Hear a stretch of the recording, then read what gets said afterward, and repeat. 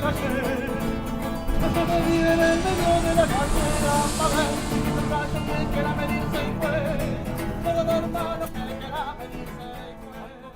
name is Melisa Topic, and I studied abroad in Montevideo, Uruguay. So when I walked out of my house, it felt like almost like a little suburb. So like a street with a lot of cute little quaint houses on it and a bakery around the corner. And then when you got onto the main street, you had little shops, the buses, and eventually got to this huge park called El Prado. I had the immersion both from the point that I was going to one of the local universities, so obviously all the classes were taught in Spanish, the work was in Spanish, but also I was living with the Uruguayan host family, which honestly completed the experience. They were such cool people. The first person you talk to is in Spanish, and for the rest of the day, you're just chatting away in Spanish with people on the bus or in school.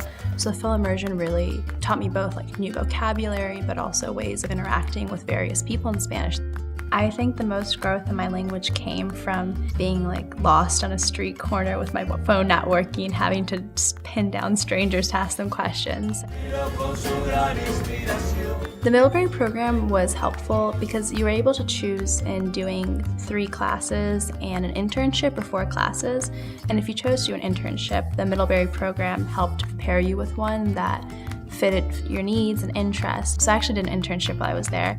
It was an NGO that works with immigrants, so I got to learn a lot about the immigration situation in Uruguay in depth and like interact with like really nice people and hear their experiences. I think one of the things I miss the most is just the warmth of like the people and the culture. Every day you got greeted by a friendly face, and it was just a very relaxed environment, as they would say, muy tranqui.